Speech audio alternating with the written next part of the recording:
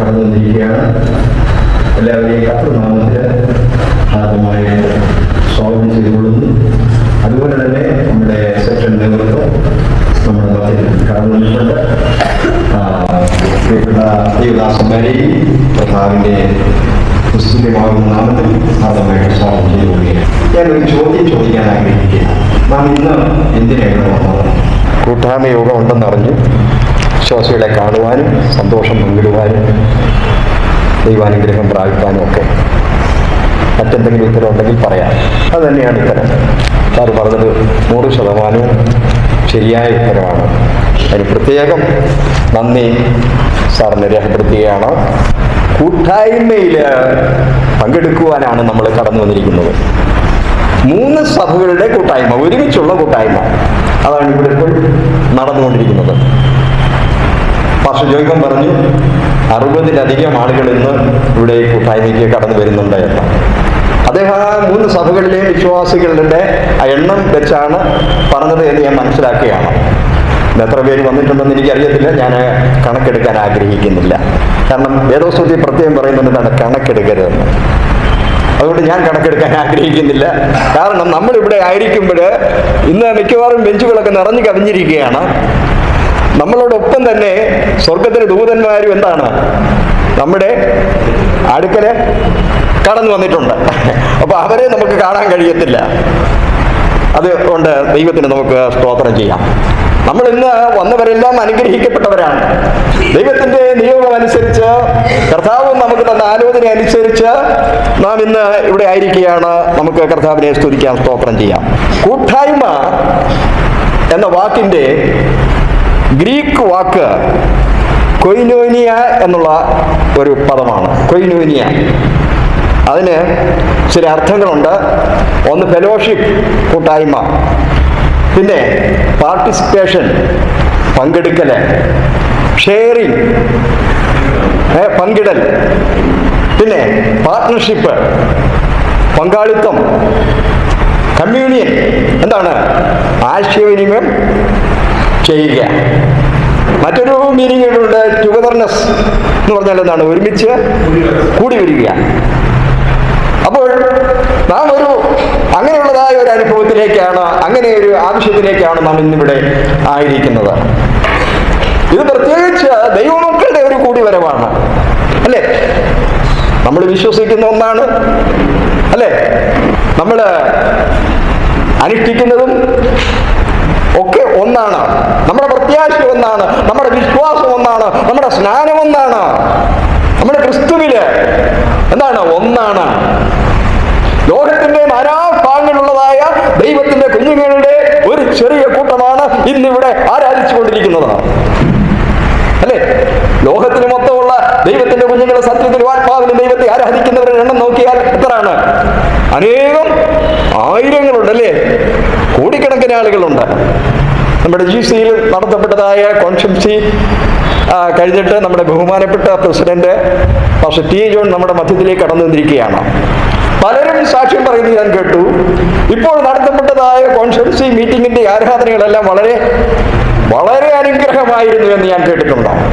ആ പാട്ടുകളും പ്രസംഗങ്ങളും എല്ലാം വളരെ മനോഹരമായിരുന്നു. ലക്ഷക്കണക്കിന് സേവകരനുഷ്ഠിക്കാര് ഈ ലോകത്തിലെമ്പാടുമുണ്ട്.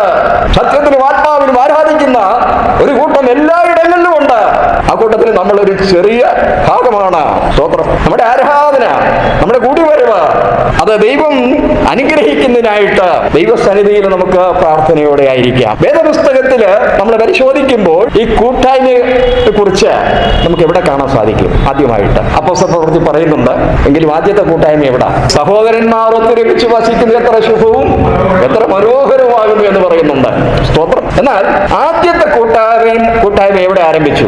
ഏതേൻ തോട്ടത്തിലാണ് ആദ്യത്തെ കൂട്ടായ്മ ആരംഭിച്ചത്. അവിടെ ആരൊക്കെയാണ് കടന്നു വന്നത്?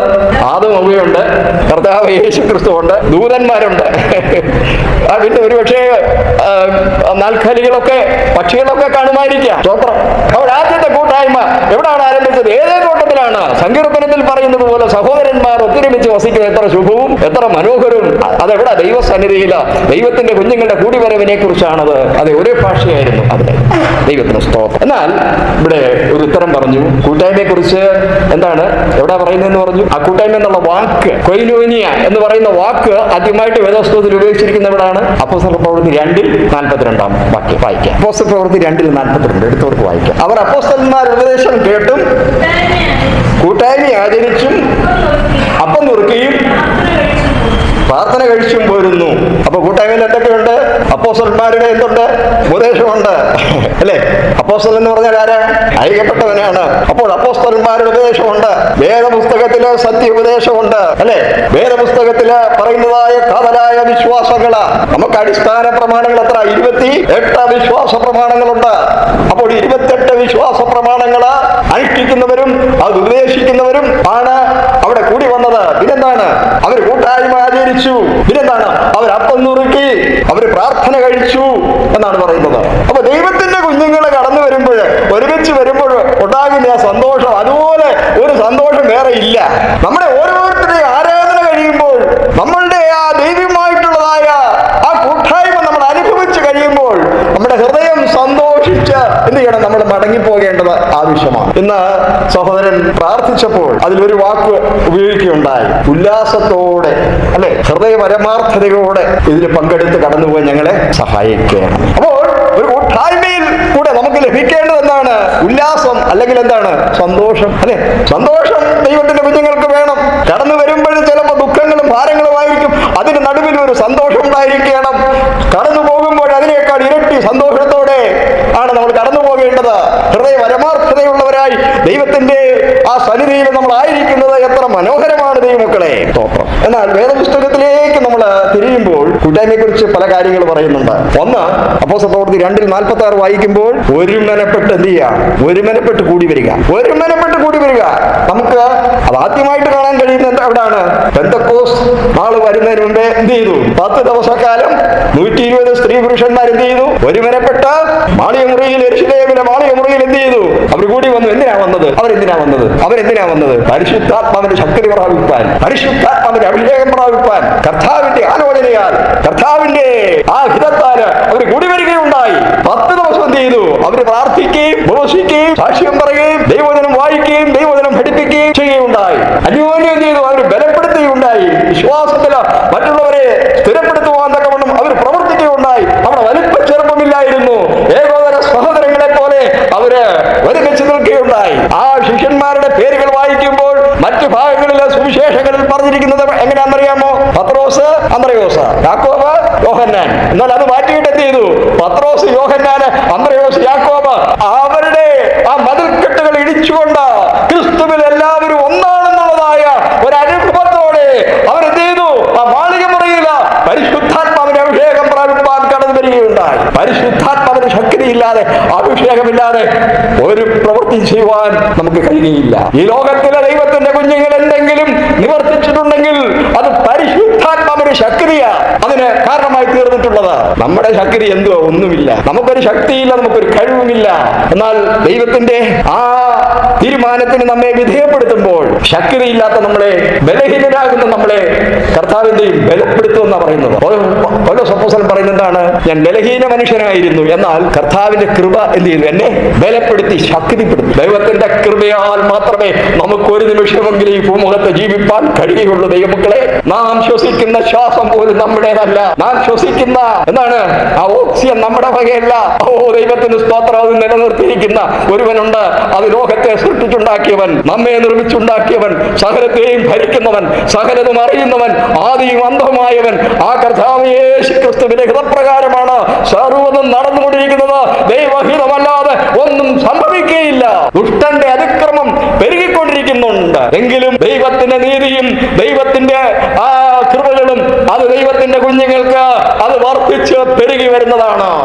അത് ആവശ്യമുള്ളവർക്ക് അത് ദൈവം പങ്കിട്ട് കൊടുക്കുന്നതാണ്. ദൈവമക്കളെ, ഈ ലോകത്തിൽ ദൈവകൃപയില്ലാതെ നമുക്കൊരു നിമിഷം പോലും മുമ്പോട്ട് ജീവിപ്പാൻ കഴിയുകയില്ല. അപ്പോൾ ഒരുമനപ്പെട്ട് കൂടി വരിക, കൂട്ടായ്മ ആചരിക്കുക, പ്രാർത്ഥന കഴിക്കുക, ഭക്ഷണം കഴിക്കുക, അപ്പം നുറുക്കുക. അപ്പം നുറുക്കുക എന്ന് പറഞ്ഞാൽ എന്തുവാ? തിരുവത്താഴത്തിന്റെ സമയത്ത് അതാണ്? അല്ലല്ല, ആഹാരം കഴിക്കുന്നതിനെ കുറിച്ചാണ് എന്ത് ചെയ്യുന്നത്? അപ്പം നുറുക്കുക എന്ന് പറഞ്ഞിരിക്കുന്നത്. കർത്താവ് എന്ത് ചെയ്തു? ചെയ്തു? 5 അപ്പവും 2 മീനും ചെയ്തു, നുറുക്കി വാഴ്ത്തി അനുഗ്രഹിച്ച് ശിഷ്യന്മാരെ കൈ കൊടുത്തെന്നാ പറയുന്നത്. സങ്കീർത്തനങ്ങൾ 2:46-47 വാക്യം വായിക്കാം. അവിടെ പറയുന്നത് സന്തോഷവും ഹൃദയവും പരമാർത്ഥതയും പൂണ്ട് ദൈവത്തെ എന്ത് ചെയ്യണം? ആരാധിക്കണമെന്നാണ് പറയുന്നത്. പിന്നീട് പറയുന്നത് ഉപദേശം കേൾക്കുക, ഒരുമിച്ചിരിക്കുക. ദൈവത്തിന്റെ കുഞ്ഞുങ്ങള് അവർ കൂടി വന്നപ്പോൾ എന്ത് ചെയ്തു? ഒരുമിച്ചിരുന്ന ദൈവത്തിന്റെ വചനം ശ്രദ്ധിക്കുകയും കേൾക്കുകയും ചെയ്യുകയുണ്ടായി. ഇവരാരായിരുന്നു? ഈ 2-ാം അധ്യായത്തിൽ പറയുന്ന ദൈവത്തിന്റെ കുഞ്ഞുങ്ങള് കൂടി വന്നു, അപ്പം നുറുക്കി, കൂട്ടായ്മ ആചരിച്ചു, പ്രാർത്ഥിച്ചു, ഒരുമനപ്പെട്ട ദൈവത്തെ സ്തുതിച്ചു, ആരാധിച്ചു എന്ന് പറയുന്നവരാരായിരുന്നു? അവരെ കുറിച്ച് 2 കാര്യങ്ങൾ പറയുന്നുണ്ട്. ഒന്ന്, അവർ രക്ഷിക്കപ്പെട്ടവരായിരുന്നു. ആരായിരുന്നു? അവർ രക്ഷിക്കപ്പെട്ടവരായിരുന്നു എന്ന് 2:47 പറയുന്നുണ്ട്. 2:44 പറയുന്നത് അവർ കർത്താവിൽ വിശ്വസിച്ചവരായിരുന്നു. ദൈവമക്കളെ, രക്ഷിക്കപ്പെടാത്ത ഒരാൾക്ക് ഈ കൃപ അനുഭവിക്കാൻ കഴിയുകയില്ല. ദൈവകൃപ അനുഭവിക്കണമെങ്കിൽ രക്ഷിക്കപ്പെടേണ്ടത് ആവശ്യമാണ്. കുഞ്ഞാടിന്റെ വലിയ രക്തത്താൽ നാം രക്ഷിക്കപ്പെട്ടെങ്കിൽ മാത്രമേ ആ ഒരു സന്തോഷം നമുക്ക് നമ്മുടെ ജീവിതകാലത്ത് അനുഭവിക്കാൻ കഴിയുകയുള്ളൂ. നാം ക്രിസ്തുവിൽ വിശ്വസിക്കുന്നവരാകണം, ദൈവവചനത്തിൽ നാം വിശ്വസിക്കുന്നവരാകണം. അതാണ് ദൈവവചനത്തിലൂടെ നമുക്ക് കാണുവാൻ തക്കവണ്ണം കഴിയുന്നത്. എബ്രായർ 13:16 വായിക്കുമ്പോൾ നന്മ ചെയ്യുവാനും കൂട്ടായ്മ കാണിപ്പാനും എന്ത് ചെയ്യരുത്? മറക്കരുത്. അങ്ങനെയാണ് പറയുന്നത്. ശബ്ദങ്ങളെ ശുദ്ധീകരിക്കാൻ ഓർക്കെന്ന് പറയുന്നത് പോലെ നന്മ ചെയ്യുവാനും കൂട്ടായ്മ ആചരിപ്പാനും എന്ത് ചെയ്യരുത്? മറക്കരുത് എന്ന് പറഞ്ഞിരിക്കുകയാണ്. ഗലാത്യർ 6:2 പറയുമ്പോൾ തമ്മിൽ എന്ത് ചെയ്യണം? ഭാരങ്ങളെ ചുമപ്പീന്ന് പറയുന്നുണ്ട്. എനിക്കിപ്പോ ദോസോരീസാന്റെ ഭാരങ്ങൾ ചുമക്കാൻ ഒക്കുവോ? അദ്ദേഹത്തിന്റെ ഭാരങ്ങൾ പലതുകൊണ്ട്, ഓരോരുത്തർക്കും അനവധിയായ ഭാരങ്ങൾ. അദ്ദേഹത്തിന്റെ ഭാരം എനിക്ക് ചുമക്കാൻ ഒക്കും. എങ്ങനെയാ? പ്രാർത്ഥനയിലൂടെ, ഒരു നല്ല വാക്കിലൂടെ, ആശ്വാസ വാക്കിലൂടെ അദ്ദേഹത്തിന് വേണ്ടി ദൈവസന്നിധിയിൽ നമ്മള് ഹൃദയപൂർവ്വം ആത്മാർത്ഥതയോടെ പ്രാർത്ഥിക്കുകയാണെങ്കിൽ ദൈവമക്കളെ, അദ്ദേഹത്തിന്റെ ഭാരങ്ങളിൽ നമ്മൾ പങ്കാളികളായി തീരുകയാണ്. ഇതൊക്കെയും കൂട്ടായ്മയുടെ ഓരോ നിർവചനങ്ങളാണ് ദൈവവചനത്തിലൂടെ കാണുവാൻ തക്കവണ്ണം കഴിയുന്നത്. കൂട്ടായ്മ എന്ന് പറയുന്നത് പിതാവും പുത്രനും പരിശുദ്ധാത്മാവുമായിട്ടുള്ളതായ ഒരു കൂട്ടായ്മയാണ്. മനുഷ്യനുമായിട്ടുള്ളത് ഒരു കൂട്ടായ്മയാണ്. 1 യോഹന്നാൻ 1:3, 2 കൊരിന്ത്യർ 13:14 വായിക്കാം. അവന്റെ കൽപ്പനകളെ പ്രമാണിക്കുന്നു എങ്കിൽ നാം അവനെ അറിഞ്ഞിരിക്കുന്നു, എന്നാൽ അതിനാൽ അറിയുന്നു. നമ്മുടെ കൂട്ടായ്മ ആരോടൊക്കെയാ? പിതാവിനോടും പുത്രനോടും കൂട്ടായ്മയുണ്ട്. അപ്പൊ പരിശുദ്ധാത്മാവിനോട് കൂട്ടായ്മയില്ലേ? ഉണ്ട്. 2 കൊരിന്ത്യർ 13:14 കർത്താവ് യേശുക്രിസ്തുവിന്റെ കൃപയും ദൈവത്തിന്റെ സ്നേഹവും പരിശുദ്ധാത്മാവിന്റെ കൂട്ടായ്മയും നിങ്ങളുടെ എല്ലാവരുടെയും കൂടെ ഉണ്ടായിരിക്കട്ടെ. ആശീർവാദ പ്രാർത്ഥന. പിതാവിന്റെ സ്നേഹം, കർത്താവിന്റെ കൃപ, പിന്നെന്താണ്? പരിശുദ്ധാത്മാവിന്റെ കൂട്ടായ്മ. അപ്പോൾ പിതാവും പുത്രനും പരിശുദ്ധാത്മാവുമായിട്ട് നമുക്കൊരു കൂട്ടായ്മ ബന്ധം ആവശ്യമാണ്. മറ്റൊരു വാക്യം നമുക്ക് വായിക്കാം. സ്തോത്രം. സങ്കീർത്തനങ്ങൾ 55:14 നാം തമ്മിൽ മധുരസമ്പർക്കം ചെയ്ത് പുരുഷാരവുമായി ദൈവാലയത്തിലേക്ക് പോയല്ലോ. മതി. ദൈവത്തിന് സ്തോത്രം. ദൈവമക്കളെ, നമ്മൾ കടന്നു വരുമ്പോൾ എന്താണ്? വിശ്വാസികൾ തമ്മിൽ എന്താണ്? ഒരു മധുര സംഭാഷണം ചെയ്യണം. വരുമ്പോഴും ഇറങ്ങി പോകുമ്പോഴും ആ ഒരു അനുഭവത്തോടെ മാത്രമേ നമ്മൾ ദൈവസന്നിധിയിലായിരിക്കാവൂ. മറ്റൊരു ഭാഗത്ത് പറയുന്നുണ്ട്, മലാക്കി 3:16 വായിക്കുമ്പോൾ യഹോഭക്തന്മാർ തമ്മിൽ സംസാരിച്ചു. യഹോവ എന്ത് ചെയ്തു? ശ്രദ്ധ വെച്ച് കേട്ടു. സ്തോത്രം. അവരുടെ പേരുകൾ എന്താണ്? സ്മരണയുടെ പുസ്തകത്തിൽ എഴുതപ്പെട്ടിരിക്കുകയാണ്. അപ്പോൾ നമ്മൾ എന്താ സംസാരിക്കേണ്ടത്?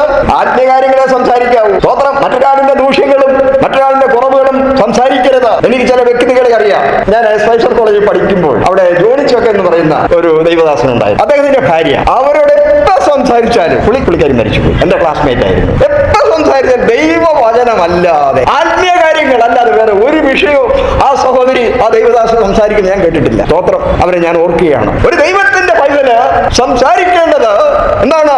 ആത്മീയ കാര്യങ്ങള്, ആത്മീയ അഭിവൃദ്ധിയുടേതായ കാര്യങ്ങള്. മറ്റാളിന്റെ ദൂഷ്യങ്ങളും കുറവുകളും നമ്മൾ സംസാരിക്കരുത്. ദൈവമക്കളെ, ഒരാളെ വിശ്വാസത്തിൽ അത് നിലനിർത്തുവാൻ തക്കവണ്ണം നമ്മുടെ വാക്കുകള് പര്യാപ്തമായിരിക്കണം. മറ്റൊരു വാക്യം വായിക്കാം. റോമർ 15:27 എന്താണ്? മറ്റൊരാളിന്റെ ആത്മീയ നന്മകളിൽ കൂട്ടാളികളായിരിക്കുകയും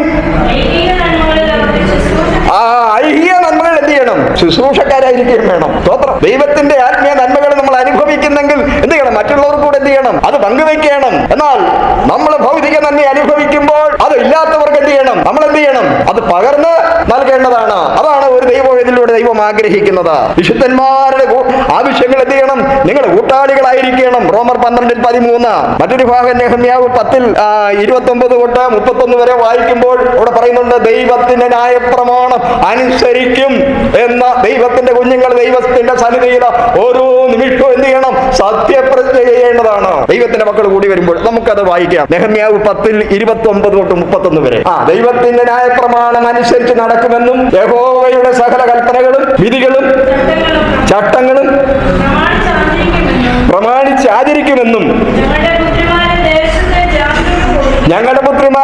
ദേശത്തിലെ ജാതികൾക്ക് കൊടുക്കുകയോ ഞങ്ങളുടെ പുത്രന്മാർക്ക് അവരുടെ പുത്രന്മാരെ എടുക്കുകയോ ചെയ്യുകയില്ലെന്നും ദേശത്തിലെ ജാതികൾ ശബദനാളിൽ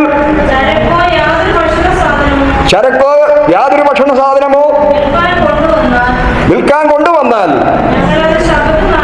ഞങ്ങളത് ശബദനാളിലും വിശുദ്ധ ദിവസത്തിലും അവരോട് മേടിക്കയില്ല എന്നും ഏഴാം നാളിലെ വിമോചന സംവത്സരമായ എല്ലാ കടങ്ങളും ഇളച്ചു കൊടുക്കുമെന്നും അത് പ്രമാണിക്കുമെന്നും ശബദവും സത്യവും ചെയ്യുന്നു. സ്തോത്രം. ദൈവത്തിന്റെ കുഞ്ഞുങ്ങൾ ദൈവസന്നിധിയിൽ എപ്പോഴും ഇതാണ് അടിവരയിട്ട് ഉറപ്പിക്കേണ്ട ഒരു കാര്യമാണ്. ദൈവത്തിന്റെ ശബദം ഉൾപ്പെടെയുള്ളതായ ദൈവത്തിന്റെ പ്രമാണങ്ങൾ അത് കൃത്യമായി അനുസരിക്കും. വിശ്വാസത്തിൽ നിലനിന്നുകൊണ്ട് ദൈവത്തിന് പ്രയോജനമുള്ള ജീവിതം ചെയ്യുമെന്ന് ദൈവത്തിന്റെ കുഞ്ഞുങ്ങൾ എപ്പോഴും ഉറപ്പുവരുത്തേണ്ടത്. അതുപോലെ മറ്റൊരു ഭാഗം കൂടെ പറയുന്നുണ്ട്. ഫിലിപ്പിയർ 1:5 വായിക്കുമ്പോൾ സുവിശേഷ ഘോഷണത്തിൽ എന്ത് ചെയ്യണം? ഒരു ദൈവവേദില് കൂട്ടാളിയായിരിക്കണം, കൂട്ടായ്മ കാണിക്കണം. അതുകൊണ്ട് ദൈവമക്കളെ, ഈ വചനങ്ങളാൽ ദൈവം നമ്മെ അനുഗ്രഹിക്കുമ്പോഴാകട്ടെ.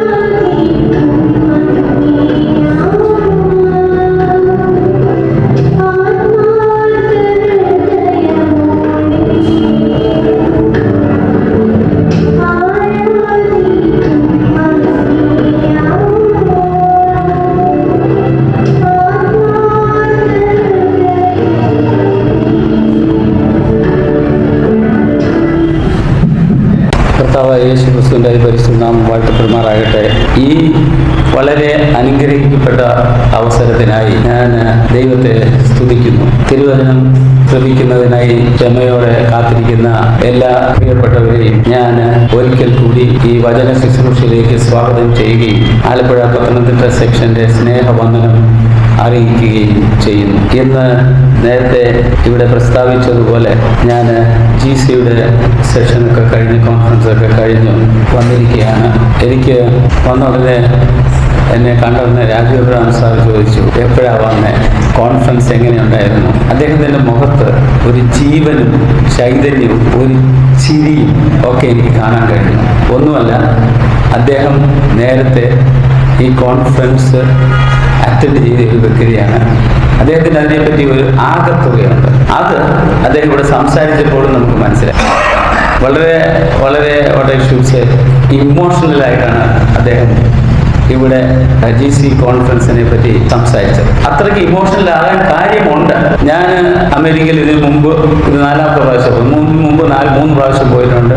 2008, 2010, 2013 3 പ്രാവശ്യം പല ആവശ്യങ്ങൾക്കായിട്ട്. ഒരു പ്രാവശ്യം ഒരു കോൺഫറൻസ് ഇനാഗുറേറ്റ് ചെയ്യാൻ, മറ്റങ്ങനെ പല കാര്യങ്ങൾക്കായി ഔദ്യോഗികമായി പോയിട്ടുണ്ട്. പക്ഷേ ഒരു ജനറൽ കോൺഫറൻസിനായിട്ട് അമേരിക്കയിൽ പോകുന്നത് ആദ്യമായിട്ടാണ്. മറ്റ് 3 പ്രാവശ്യം ഞാൻ പോയതിനേക്കാൾ വളരെ വ്യത്യസ്തമായ അനുഭവമാണ് എനിക്കുണ്ടായത്. അത് എൻ്റെ പ്രിയപ്പെട്ട വിശ്വാസികളുമായി പങ്കിടേണ്ടത് എൻ്റെ തീർച്ചയായിട്ടും ഉത്തരവാദിത്വവും ദൗത്യവും ആണ് എന്ന് ഞാൻ പൂർണ്ണമായി വിശ്വസിക്കുന്നു. വാസ്തവത്തിൽ 212 രാജ്യങ്ങളിൽ നിന്ന് ആയിരക്കണക്കിന് ഡെലിഗേറ്റ്സ് അവസാനത്തെ ശനിയാഴ്ച ആ കോൺഫറൻസിൽ ഈ മിസൗറിയിലുള്ള സെയിന്റ് ലൂയിസ്, അത് അമേരിക്കയിലുള്ള ഏറ്റവും വലിയ കൺവെൻഷൻ സെന്റർ ആണെന്നാണ് ഞാൻ മനസ്സിലാക്കുന്നത്.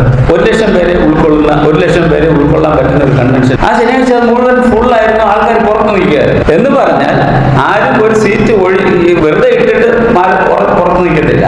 സീറ്റെല്ലാം ഫുള്ളായതിനു ശേഷമാണ് പുറത്ത്. എന്ന് പറഞ്ഞാൽ 1,00,000 ആൾക്കാർ ആ കോൺഫറൻസിൽ ഉണ്ടായി. എനിക്ക് അഭിമാനം തോന്നി. ചുരുക്കം പറഞ്ഞ ഒരു ചെറിയ അഹങ്കാരം. ഞാൻ ഇത്രയും വലിയ ഒരു കുടുംബത്തിന്റെ ഭാഗമാണല്ലോ. അത് ഞാൻ ആത്മാർത്ഥമായിട്ട് പറയാം. ഞാൻ ഇത്രയും ഒന്നും പറഞ്ഞു കേട്ടിട്ടുണ്ട്, ആഗോള വ്യാപകമാണ്, അതാണ് ഇതാണ്. ബട്ട് ദെൻ യു സീ 1,00,000 പേര് ഫുൾ സൂട്ടൊക്കെ ഇട്ട് ആ ഒരുമിച്ച് നിൽക്കുന്നത്, എവിടെ അങ്ങോട്ട് ഇറങ്ങിയാലും ടൗണിലോട്ട് ഇറങ്ങിയാലും എല്ലാവരും ബാഡ്ജിട്ട് എല്ലാവരും hello brother, hi brother, how are you? ഞാൻ ജീവിതത്തിൽ കണ്ടിട്ടില്ലാത്ത സാഹിബും മദാമയും ഏതോ രാജ്യത്തിൽ നിന്ന് വന്നവർ, ഇനിയും ജീവിതത്തിൽ ഒരിക്കലും അവരെ ഞാൻ കാണാൻ പോകുന്നില്ല.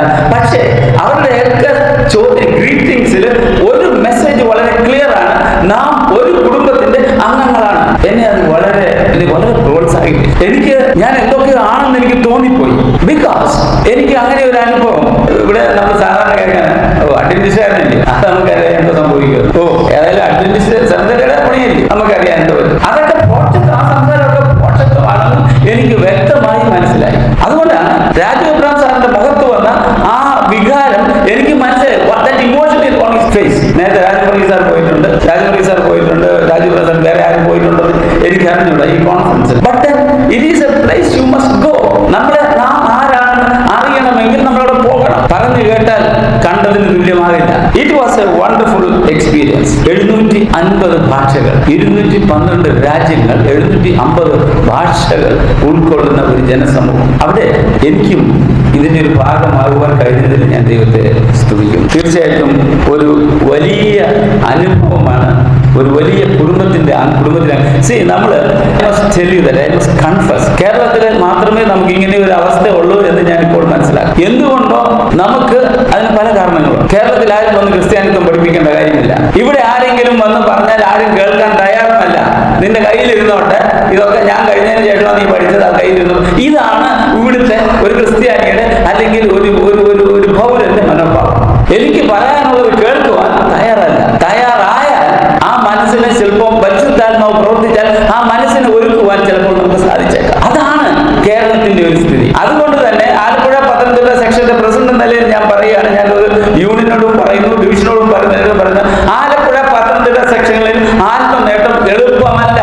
എന്നാലും നാം ചെയ്തേ മതിയാവും. നാം അതിനാണ് ഇവിടെ ആയിരിക്കുന്നത്.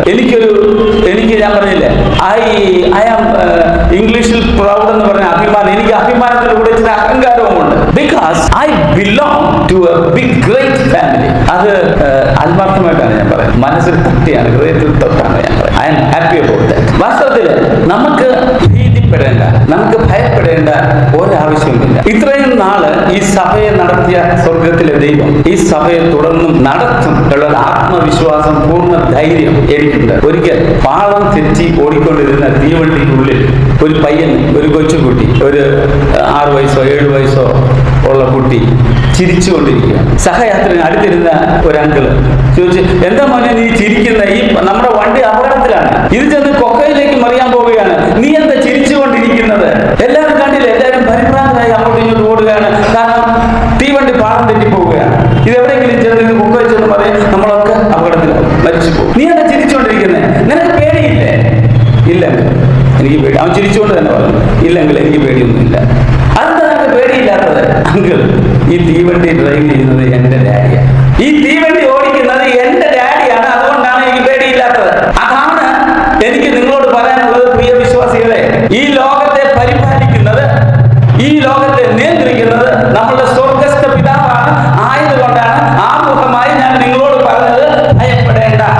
സ്വർഗസ്ഥ പിതാവ് എന്നെയും നിങ്ങളുടെയും പിതാവാണ്, ഈ ലോകത്തെ പരിപാലിപ്പിക്കുന്നത്, ഈ ലോകത്തെ നിയന്ത്രിക്കുന്നത്. അതുകൊണ്ട് എനിക്കും നിങ്ങൾക്കും പേടിപ്പാനില്ല.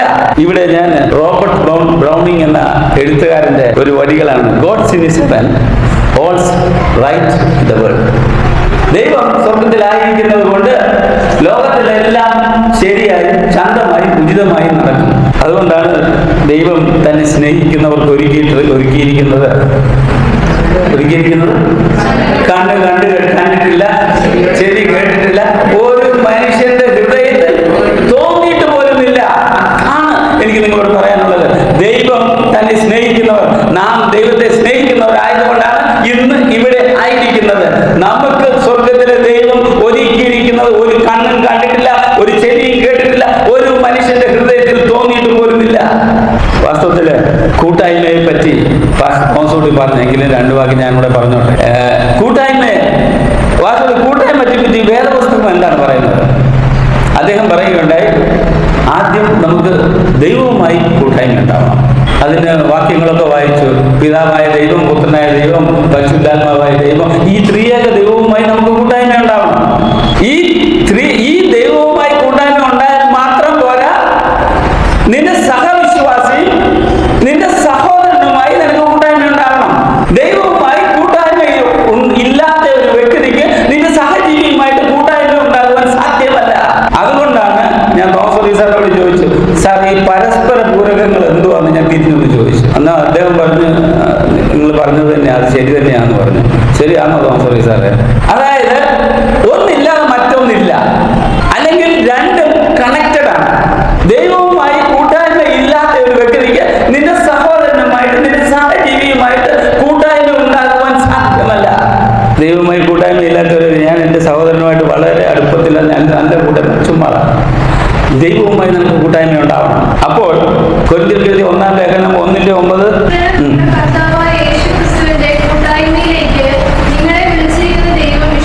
അതെ, തന്റെ പുത്രനും നമ്മുടെ കർത്താവായ യേശു ക്രിസ്തുവിന്റെ കൂട്ടായ്മയിലേക്ക് നിങ്ങളെ വിളിച്ചിരിക്കുന്ന ദൈവം വിശ്വസ്തൻ. നിങ്ങളെ കൂട്ടായ്മയിലേക്ക് വിളിച്ചിരിക്കുകയാണ്. ആര്?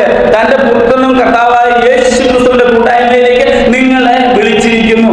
അവൻ വിശ്വസ്തനാണ്. അല്ലെങ്കിൽ എന്നെയും നിങ്ങളെയും വിളിച്ചിറക്കിയ ദൈവം എവിടെയോ ആയിരുന്നു, ഏതോ സഭയിലായിരുന്നു, അല്ലെങ്കിൽ വേറെ ഏതോ മതത്തിലോ മഠത്തിലോ ആയിരുന്നു, എവിടെ ആയിക്കോട്ടെ, അവിടെ നിന്ന് നിന്നെ വിളിച്ചിറക്കിയ ദൈവം വിശ്വസ്തനാണ്. ബാക്കി കാര്യം നോക്കിക്കോളും. ഇത് മറന്നു പോകണം. ബാക്കി കാര്യം ദൈവം നോക്കിക്കൊള്ളും. കാരണം വിളിച്ചിറക്കിയവൻ വിശ്വസ്തനാണ്. ആ വിശ്വാസമാണ് എന്നെ നയിക്കുന്നത്. ആ വിശ്വാസമായിരിക്കണം നിങ്ങളെ നയിക്കേണ്ടത്. ഗലാത്യർക്ക് ലേഖനം 6 വേണ്ടത് വായിച്ചതാണ് നമ്മൾ. തമ്മിൽ ഭാരങ്ങളൊക്കെ ചുമപ്പിൻ, ഇങ്ങനെ ക്രിസ്തുവിന്റെ ന്യായപ്രമാണം നിവർത്തിപ്പീൻ. അത് അദ്ദേഹം തോമസ് സാർ പറഞ്ഞു. തന്നെ പ്രാർത്ഥനയിൽ നാം വേറൊരുത്തന്റെ ഭാരം നാം വഹിക്കുന്നു, വേറൊരുത്തിന് വേണ്ടി പ്രാർത്ഥിക്കുന്നു, സഹോദരന് വേണ്ടി പ്രാർത്ഥിക്കുന്നു. അങ്ങനെ നാം ഭാരം ചുമക്കുന്നു. അദ്ദേഹം ചോദിച്ചതുപോലെ രാവിലെ ഞാൻ ഇങ്ങോട്ട് വന്നപ്പോൾ എന്നെ കണ്ടവരൊക്കെ, സാർ എന്തുകൊണ്ട് വിശേഷം, എപ്പോൾ വന്നു? ഇപ്പം ഞാൻ ചോദിച്ചു, മറ്റേ നിങ്ങളുടെ ഇന്ന ആൾക്ക് സുഖമില്ലായിരുന്നു, ഇപ്പൊ എങ്ങനെയുണ്ട്? മറ്റേ നിങ്ങളുടെ മോളുടെ കല്യാണം കഴിഞ്ഞു, എന്തോ ഒരു തടസ്സം ഉണ്ടായിരുന്നു, അത് മാറി കിട്ടിയോ?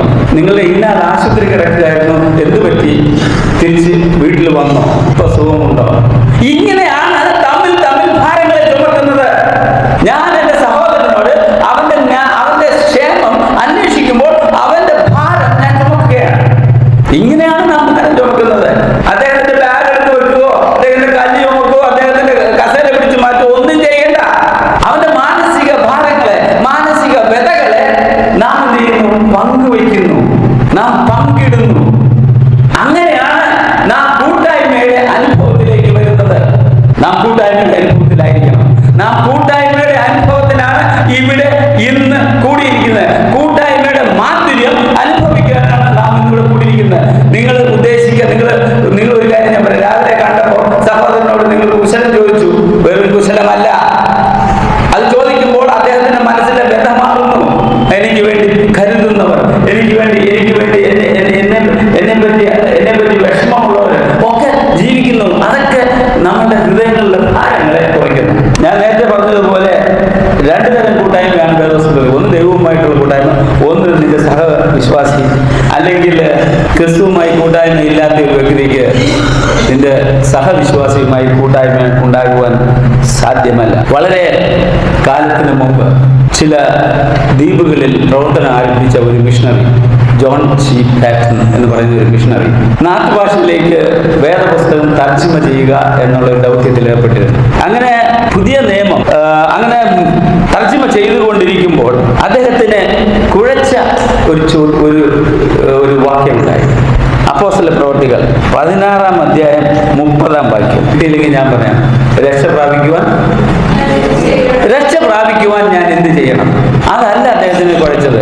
രക്ഷ പ്രാപിക്കുവാൻ എന്ത് ചെയ്യണം എന്നുള്ളത് അദ്ദേഹം തർജ്ജമ ചെയ്തു. അതിനുശേഷം 31-ാം വാക്യം ഒന്ന് വായിച്ചു. രക്ഷ പ്രാപിക്കുവാൻ ഞാൻ എന്ത് ചെയ്യണം എന്ന് ചോദിച്ചു. കർത്താവായ യേശുവിൽ വിശ്വസിക്കുക. എന്നാൽ ഇതാണ് കുഴച്ചത്. ഇതാണ് തർജ്ജമ ചെയ്ത ആരെ കുഴച്ചത്? കർത്താവായ യേശു ക്രിസ്തുവിൽ വിശ്വസിക്കുക. ഈ വിശ്വാസം എന്ന വാക്ക് എങ്ങനെ തർജ്ജമ ചെയ്യണമെന്ന് അറിയത്തില്ല. നാട്ടുഭാഷയിൽ പ്രാവീണ്യമുള്ളവരോടൊക്കെ ചോദിച്ചു. നാട്ടുഭാഷയിൽ പ്രാവീണ്യമുള്ളവരും ഉള്ള ശബ്ദകോശങ്ങളൊക്കെ പരതി നോക്കി. എന്നിട്ട് വിശ്വാസം എന്ന വാക്കിന് തത്തുല്യമായ ഒരു വാക്ക് നാട്ടുഭാഷയിൽ കിട്ടാൻ സാധിച്ചില്ല. ഒടുവിൽ അദ്ദേഹം സ്വന്തം നിലയിൽ അത് പരിഹരിച്ചു പോകുവാൻ തീരുമാനിച്ചു. നിന്റെ സർവഭാരവും കർത്താവായ യേശു ക്രിസ്തുവിൽ ചാരിക്കൊള്ളുക, എന്നാൽ നീയും നിന്റെ കുടുംബവും രക്ഷ പ്രാപിക്കും. അതാണ് വിശ്വാസം. നിന്റെ സർവഭാരവും കർത്താവായ യേശു ക്രിസ്തുവിൽ ചാരിക്കൊള്ളുക, എന്നാൽ നീയും നിന്റെ കുടുംബവും രക്ഷ പ്രാപിക്കും. ഇതിനേക്കാൾ മെച്ചപ്പെട്ട രീതിയിൽ ഇത് തർജ്ജമ ചെയ്യുവാൻ ഇതിൽ കൂടുതൽ എന്താണ് വിശ്വാസം? നിന്റെ എല്ലാ പ്രശ്നങ്ങളും, നിന്റെ എല്ലാ പ്രയാസങ്ങളും നാം കർത്താവായ യേശു ക്രിസ്തുവിൽ ചാരുകയാണ്. ഒന്ന് നോക്കിക്കോളൂ. അതാണ് വിശ്വാസം. അതാണ് ഒരു വിശ്വാസി. ദൈവത്തിന് എത്രയും പ്രിയങ്കനായിരുന്ന അബ്രഹാം പോലും തന്റെ യോഗ്യതകളാലോ കർമ്മബലത്താലോ അല്ല നീതീകരിക്കപ്പെട്ടത്. അന്ന് വേദപുസ്തകം വളരെ വ്യക്തമായിട്ട് പറയുന്നുണ്ട്. അതായത് പൗലോസ് പോലും സംശയലേശമില്ലാത്ത ഭാഷയിൽ വിശദീകരിച്ചിട്ടുണ്ട്. യഹൂദ വംശത്തിന്റെ സ്ഥാപകനായിരുന്നു അബ്രഹാം. ആ അബ്രഹാം പോലും തന്റെ കർമ്മബലത്താലോ തന്റെ പ്രവൃത്തിയാലോ അല്ല നീതീകരിക്കപ്പെട്ടത്. അങ്ങനെ നീതീകരിക്കുമെന്ന് ആരെങ്കിലും വിചാരിക്കുന്നുണ്ടെങ്കിൽ മൗഢ്യമാണ്. ഇന്ന് അത് കളഞ്ഞേക്കണം.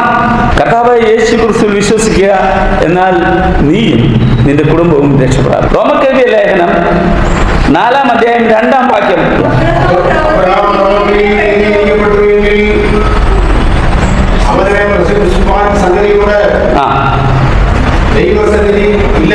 മതി.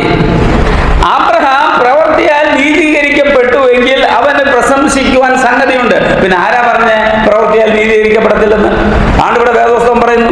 അബ്രഹാം പ്രവൃത്തിയാൽ നീതീകരിക്കപ്പെട്ടുവെങ്കിൽ അവന് പ്രശംസിക്കുവാൻ സംഗതിയുണ്ട്.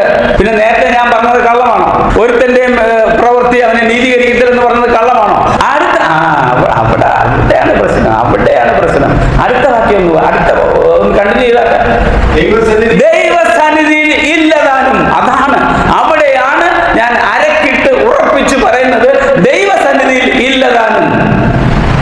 നിന്റെ ഒരു പ്രവൃത്തിയും ദൈവസന്നിധിയിൽ നീതീകരിക്കപ്പെടത്തില്ല.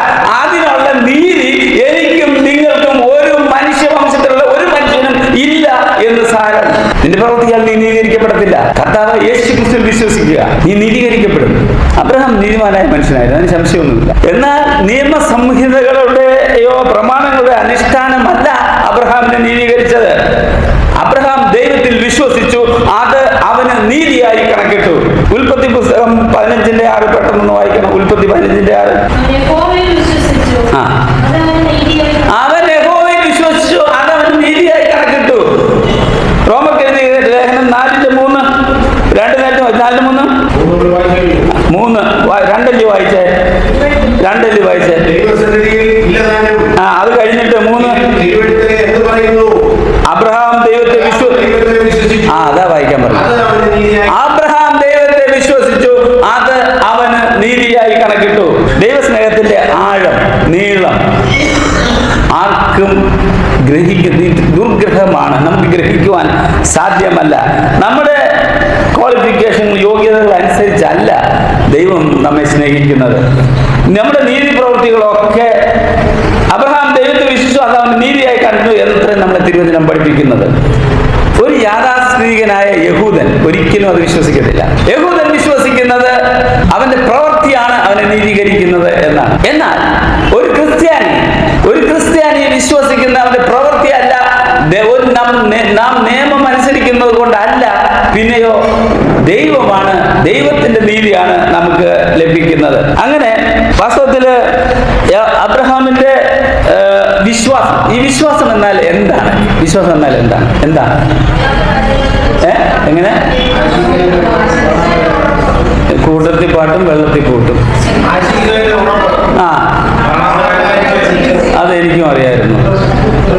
വാസ്തവത്തിൽ വിശ്വാസം എന്താണ്? വിശ്വാസം എന്താണെന്നുള്ള നിർവചനമാണ് നിങ്ങൾ പറഞ്ഞത്. വിശ്വാസം ഒന്ന് എടുത്തു കാണിക്കാമോ? ആർക്കെങ്കിലും വിശ്വാസം ഒന്ന് എടുത്തു കാണിക്കാമോ?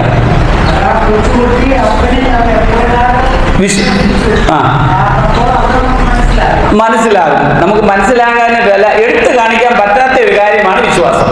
ഇതാണ് ഞാൻ പറയുന്നത്. It is an abstract noun. ഗുണനാമമാണ് വിശ്വാസം എന്ന വാക്ക്. It is an abstract noun. നമുക്ക് എടുത്തു കാണിക്കാൻ പറ്റത്തില്ല. അല്ലെങ്കിൽ അരൂപിയായ ഒരാശയത്തെ സ്വരൂപിയായ ഒരു മാധ്യമത്തിലൂടെ വിശദീകരിക്കാൻ ശ്രമിക്കുന്നു. അതാണ് വിശ്വാസം. നമുക്ക് എടുത്തു കാണിക്കാൻ പറ്റത്തില്ല. ഓക്കെ, ഈ നമ്മുടെ ബലവും സങ്കേതവുമാകുന്ന കർത്താവിൽ അഭയം തേടിക്കൊള്ളുക, അത് മാത്രമേ നമുക്ക് ചെയ്യുവാനുള്ളൂ. നമ്മുടെ ബലവും സങ്കേതവുമായ യേശു ക്രിസ്തുവിൽ നിന്നെ ചാരിക്കൊള്ളുക, നീ അഭയം തേടിക്കൊള്ളുക. ഇത് മാത്രമേ നമുക്ക് ചെയ്യാനുള്ളൂ. വാസ്തവത്തില് എബ്രായ ലേഖനം 11-ാം അധ്യായം 8 മുതൽ 12 വരെയുള്ള വാക്യങ്ങൾ ആർക്കെങ്കിലും പെട്ടെന്ന് ഒന്ന് വായിക്കാൻ, ഉറക്കെ വായിക്കണം. എബ്രായ ലേഖനം 11:8 മുതൽ 12 വരെ.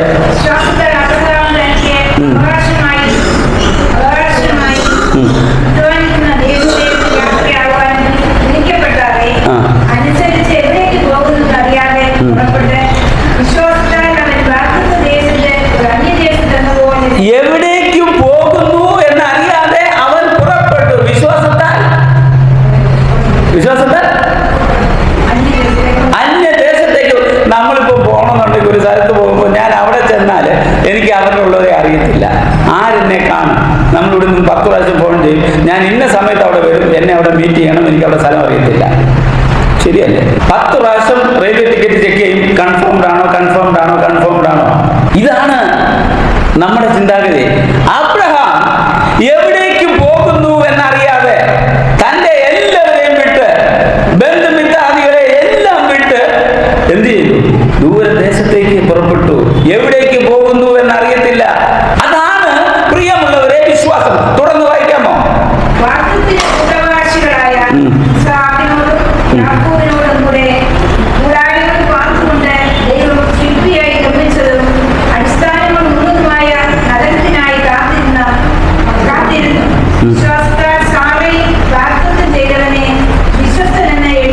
വാഗ്ദത്തം ചെയ്തവൻ വിശ്വസ്തൻ എന്നെണ്ണിക്കൊണ്ട് അബ്രഹാം ദൂരദേശത്തേക്ക് എവിടേക്ക് പോകുന്നു എന്നറിയാതെ പുറപ്പെട്ടു. ഇതാണ് വിശ്വാസം.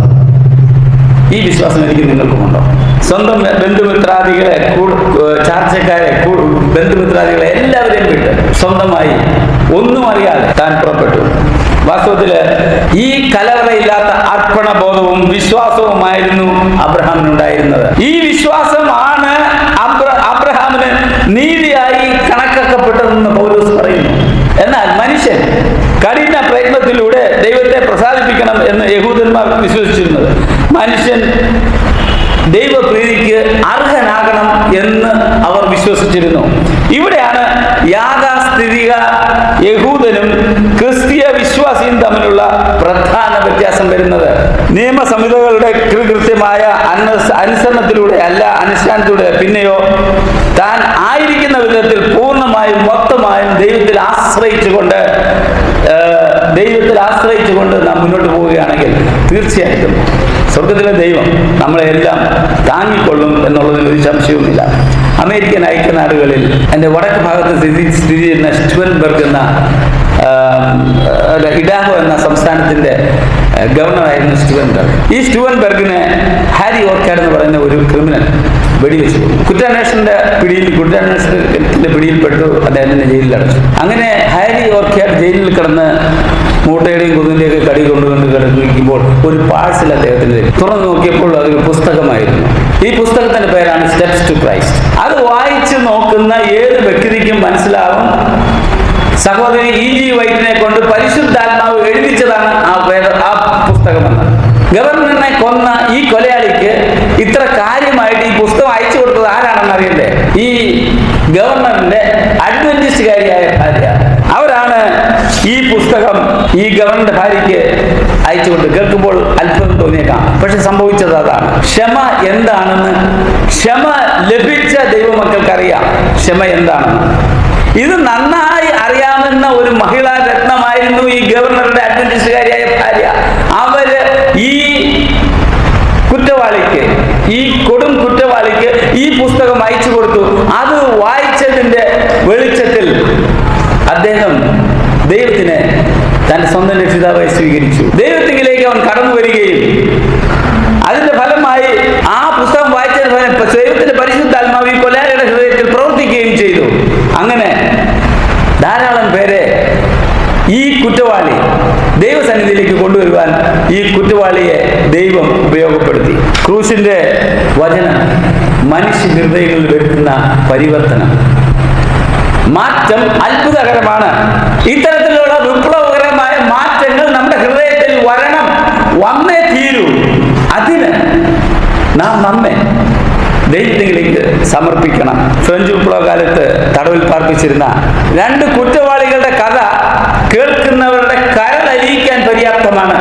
അപ്പനും മോനും ജയിലിൽ എന്തോ ഒരു കുറ്റത്തിന്. ആ ജയിലിൽ ഒരു രീതി ഉണ്ടെന്ന് വർഷത്തിലൊരിക്കൽ നറുക്കിട്ട് പേര് നറുക്ക് കിട്ടുന്ന ആരുടെ പേരാണ് നറുക്കിൽ വീഴുന്നത് അയാളെ ഫ്രീ ആയിട്ട് വിടും. പിന്നെ ജയിലിൽ താമസം. ഒരു ദിവസം ഞർക്കിട്ടപ്പോൾ ഈ അപ്പന്റെയും മകന്റെയും പേരില് മകന്റെ പേര് വീണു.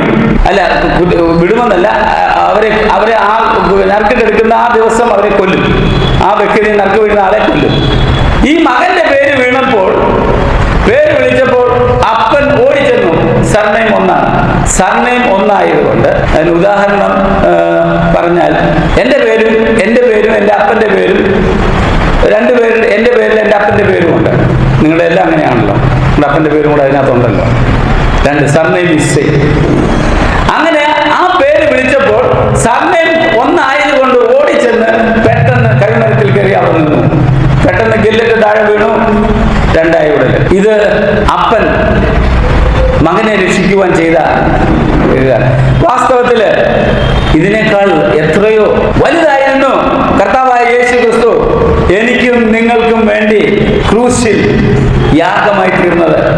തന്റെ ഏകജാതനായ പുത്രനിൽ വിശ്വസിക്കുന്ന ഏവനും നശിച്ചു പോകാതെ, അതെ, നിത്യജീവൻ പ്രാപിക്കേണ്ടതിന് ദൈവം അവനെ നൽകുവാൻ തക്കണം.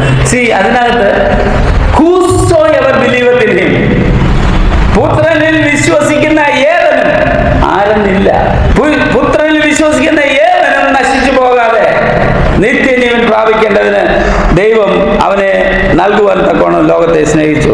ലൂക്കോസിന്റെ സുവിശേഷം 9, ഞാൻ നിർത്തിയേക്കാം.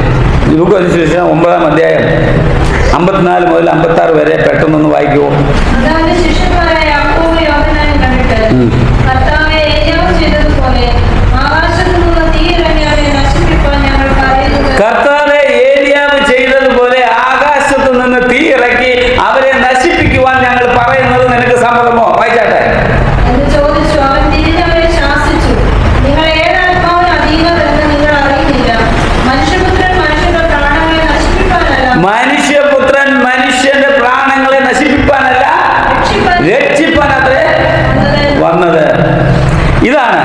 യേശുക്രിസ്തുവിനെ കുറിച്ചുള്ള സങ്കല്പവും യാഥാർത്ഥ്യവും. ശത്രുവിനെ നിഗ്രഹിക്കുന്ന ഒരു ക്രിസ്തുവിനെയാണ് നാം കാണാൻ ശ്രമിക്കുന്നത്. പ്രാർത്ഥിക്കാൻ വേണ്ട, ദൈവമേ അവൻ എന്നോട് ചെയ്തതനുസരിച്ച് അവനെ എന്ത് ചെയ്യണം? അവനെ അങ്ങ് തീർത്തേക്കണം. കാരണം അതുപോലെ അവൻ എന്നോട് ചെയ്തു. ക്രിസ്തു ശത്രുക്കളെ നിഗ്രഹിക്കുന്ന ക്രിസ്തുവല്ല, പിന്നെയോ രക്ഷിപ്പാൻ അത്രേ ക്രിസ്തു ഭൂമിയിലേക്ക് വന്നത്. ആയതുകൊണ്ട് എന്റെ പ്രാർത്ഥന, എന്റെ സഹോദരൻ എത്ര കുറ്റവാളിയായാലും എന്നോട് എന്ത് ദ്രോഹം ചെയ്താലും അവൻ നശിച്ചു പോകണേ എന്ന് പ്രാർത്ഥിക്കുവാൻ ക്രിസ്തീയ മനോഭാവത്തിൽ എനിക്ക് സാധ്യമല്ല. കോപ്പൻ ഹേഗൻ എന്ന നഗരത്തിൽ ദേവാലയത്തിന് മുമ്പിൽ പ്രതിഷ്ഠിച്ച ഒരു പ്രതിഷ്ഠയുണ്ട്, ഒരു പ്രതിമയുണ്ട്. ഈ പ്രതിമ ഈ ശില്പി ഉണ്ടാക്കി, മണ്ണ് കൊണ്ടുണ്ടാക്കി അവിടെ നിർത്തിയിട്ട് ഒരു 12-1 മണിയായപ്പോൾ പോയി കിടന്നുറങ്ങി. രാത്രിയിൽ ഈറൻ കാറ്റടിച്ചിട്ട് ഈ ഒരു യേശുക്രിസ്തുവിനെയാണ് ശില്പി ഉണ്ടാക്കിയത്. യേശുക്രിസ്തു ലോകത്തെ അടക്കി ഭരിക്കുന്ന, കൈ നീട്ടിക്കൊണ്ട് ആഹ്വാനം ചെയ്യുന്ന ഒരു വലിയ രാജാവിന്റെ രൂപത്തിൽ യേശുക്രിസ്തുവിനെ സൃഷ്ടിച്ച് ഇങ്ങനെ നിർത്തി. പക്ഷെ രാത്രിയിൽ, തണുത്ത മഞ്ഞുള്ള രാത്രിയിൽ ഈറൻ കാറ്റടിച്ച് ആ തല ഒന്ന് കുനിഞ്ഞു. ഇങ്ങനെ ഇങ്ങനെ ആജ്ഞാപിക്കുന്ന കൈ പതുക്കെ താന്നു, എല്ലാവരെയും മാടി വിളിക്കുന്ന കൈയായി മാറി. ശില്പി വന്ന് രാവിലെ നോക്കിയപ്പോൾ താൻ ഉണ്ടാക്കി വെച്ചിരിക്കുന്ന പ്രതിമയ്ക്ക് വ്യത്യാസം വന്നിരിക്കുന്നു. പക്ഷെ അവൻ ഒന്നുകൂടെ ആലോചിച്ചപ്പോൾ ഇതാണ് യഥാർത്ഥമായ യേശുക്രിസ്തുവിന്റെ രൂപം. ഞാൻ ഉണ്ടാക്കിയതല്ല. രാത്രിയിലെ ഈ ഈറൻ കാറ്റടിച്ചിട്ട് ഈ വ്യത്യാസം വന്ന ഈ പ്രതിമയുണ്ടല്ലോ, ഇതാണ് യഥാർത്ഥമായി യേശുക്രിസ്തുവിന്റെ രൂപം. അതെ പ്രിയമുള്ളവരെ, നമ്മുടെ ഒക്കെ യേശുക്രിസ്തുവിനെ പറ്റിയുള്ള നമുക്കൊക്കെ ഒരു വീക്ഷണമുണ്ട്. അതിനൊക്കെ യഥാർത്ഥ രൂപം ലഭിക്കുവാൻ ദൈവകൃപയുടെയും വിനയത്തിന്റെയും ധ്യാനത്തിന്റെയും ഈറൻ കാറ്റടിക്കണം. അതായത് നമുക്ക് ഒക്കെ യേശുക്രിസ്തുവിനെ കുറിച്ച് നമ്മൾ എന്തു പറഞ്ഞാലും, എൻ്റെ സഹോദരനെതിരായിട്ട് എന്ത് പ്രാർത്ഥിച്ചാലും അവനെ നശിപ്പിച്ച് എനിക്ക് അത് ചെയ്തു തരും. ഇതല്ല യേശുക്രിസ്തുവിന്റെ യഥാർത്ഥ രൂപം. അത് നമുക്ക് ലഭിക്കണമെങ്കിൽ ദൈവകൃപയുടെയും വിനയത്തിന്റെയും ധ്യാനത്തിന്റെയും ഈറൻ കാറ്റ് നമ്മുടെ ജീവിതത്തിൽ അടിക്കണം. ഞാൻ അവസാനിപ്പിക്കുകയാണ്. മത്തായിയുടെ സുവിശേഷം കൊണ്ട് ഞാൻ മത്തായിയുടെ സുവിശേഷം 16-ാം അധ്യായം 13 മുതൽ 16 വരെ.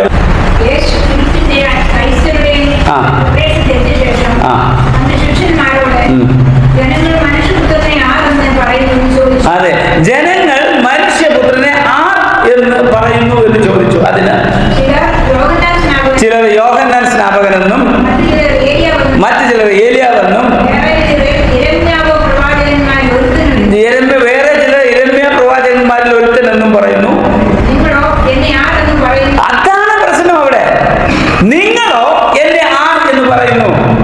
അവനും ഇവനും എന്തും പറഞ്ഞോട്ടെ, അവനും ഇവനും എന്താണ് പറയുന്നതെന്നല്ല ഞാൻ നിങ്ങളോട് ചോദിക്കുന്നത്. നിങ്ങളോ എന്നെ ആർ എന്ന് പറയുന്നു. പ്രാധാന്യമുള്ള ചോദ്യം. അവിടെ പത്രോസ് ഉത്തരം പറയുന്നു, അല്ലേ? താഴ്ന്നു നോക്കുമ്പോ അല്ലയോ? ശീമോൻ പത്രോസ് ഉത്തരം പറയുന്നു. എന്തിനാ ശീമോൻ പത്രോസ് ഉത്തരം പറയുന്നത്? എന്തെങ്കിലും പറയേണ്ടി ശിഷ്യന്മാരോട് ചോദിച്ചാൽ പറയേണ്ടി വന്നാൽ പീറ്റർ അച്ചാൻ പോയിക്കോളൂ. കാരണം തന്റെ വാക്ചാതുര്യം കൊണ്ടും ഒക്കെ നാക്കിന്റെ നീളക്കൂടുതൽ കൊണ്ടൊക്കെ ഒരു അംഗീകാരം ലഭിച്ചിട്ടുള്ള ഒരു വ്യക്തിയാണ് പത്രോസ്. അതുകൊണ്ട് ശിഷ്യന്മാരെല്ലാവരും പത്രോസിനെ നോക്കുക എന്തെങ്കിലും ചോദിക്കുമ്പോൾ ശീമോൻ പത്രോസ് അതിന് മറുപടി പറയുന്നു, നീ ജീവനുള്ള ദൈവത്തിന്റെ പുത്രനെന്ന് കർത്താവായ യേശുക്രിസ്തുവാകുന്നു. നീ ജീവനുള്ള ദൈവത്തിന്റെ പുത്രനായ ക്രിസ്തുവാകുന്നു. നിങ്ങൾക്കോ? കർത്താവായ യേശുക്രിസ്തു എനിക്കും നിങ്ങൾക്കും ആരാണ്? അവരും ഇവരും എന്തും പറഞ്ഞോട്ടെ, ശീമോൻ പത്രോസോ യോഹന്നാൻ സ്നാപകനോ യിരെമ്യാ പ്രവാചകനോ ആരെന്തോ പറഞ്ഞോട്ടെ, എനിക്കും നിങ്ങൾക്കും കർത്താവായ യേശുക്രിസ്തു ആരാണ്? ഒരു ഭാരവും ചുമക്കണ്ട. ഒരു മതങ്ങളിലും പോണ്ട. നീ ഒരു ഭാരവും ചുമക്കണ്ട. നീ ശബരിമലയിലും പോണ്ട. നിങ്ങൾ ശബരിമലയും പരുമലയിലും പോണ്ട, വേളാങ്കണ്ണിയിലും പോണ്ട, എങ്ങും പോകണ്ട. കർത്താവായ യേശുക്രിസ്തുവിൽ വിശ്വസിക്കുക. എന്നാൽ നീ നിന്റെ കുടുംബവും രക്ഷ പ്രാപിക്കും. നീ കഷ്ടപ്പെട്ട് യാത്ര ചെയ്യണമെന്നോ, ചെരുപ്പില്ലാതെ നടക്കണമെന്നോ, ഇരുമുടി കെട്ടി തലേ ചുമന്ന് നടക്കണമെന്നും വേദം പറയുന്നില്ല. വേദം നിന്നോട് ആഹ്വാനം ചെയ്യുന്നത് ഒന്നേ ഉള്ളൂ, കർത്താവായ യേശുക്രിസ്തുവിൽ വിശ്വസിക്കുക. നീയും നിന്റെ കുടുംബവും രക്ഷ പ്രാപിക്കും. ഈ വിശ്വാസത്തിന്റെയും അനുതാപത്തിന്റെയും പാതയിലൂടെ പോകുവാൻ സ്വർഗത്തിലെ ദൈവം നമ്മെ ഓരോരുത്തരെയും സഹായിക്കട്ടെ എന്ന് പ്രാർത്ഥിച്ചുകൊണ്ട് ഞാൻ ഉപസംഹരിക്കുന്നു. ദൈവം എല്ലാവരെയും അനുഗ്രഹിക്കട്ടെ.